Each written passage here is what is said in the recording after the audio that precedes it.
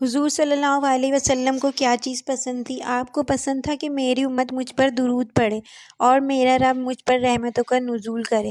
صحیح مسلم کی روایت ہے، جو مجھ پر ایک مرتبہ درود پڑھتا ہے اللہ تعالیٰ اس پر 10 رحمتیں نازل کرتا ہے۔ اگر درود کے ساتھ سلام بھی ہو تو درود پڑھنے سے ثواب ملتا ہے۔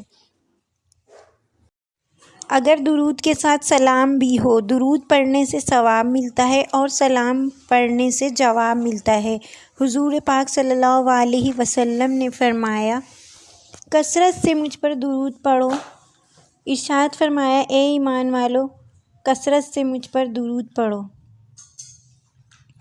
درود پڑھنے سے باطن سنورتا ہے انسان کا، اور حضور صلی اللہ علیہ وسلم نے ارشاد فرمایا، جو مجھ پر درود پڑھے گا مجھ پر لازم ہے کہ میں اس کی شفاعت کروں گا۔ درود ایسا وظیفہ ہے جو کبھی رد نہیں ہوتا۔ ہم یوں کہتے ہیں، اے اللہ اپنے سارے نبیوں پر رحمتیں نازل فرما۔ علماء کہتے ہیں درود ہر صورت قبول ہوتا ہے۔ حضرت عمر رضی اللہ تعالیٰ عنہ فرماتے ہیں، دعا کو درود کے ساتھ جوڑ لو تو تمہاری دعا قبول ہو جائے گی۔ جب نبی پاک صلی اللہ علیہ وسلم کا نام لیا جائے اس وقت درود پڑھنا واجب ہے۔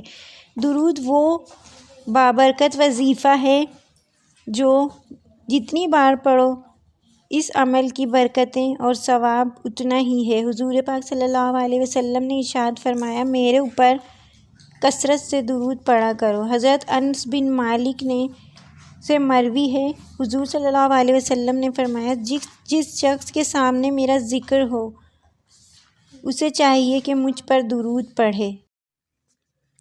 جب ہم نہیں تھے مصطفیٰ پہ درود جب بھی پڑھا جا رہا تھا، جب کائنات کو خلق وجود بھی نہیں دیا تھا، مصطفیٰ پہ درود اس وقت بھی پڑھا جا رہا تھا۔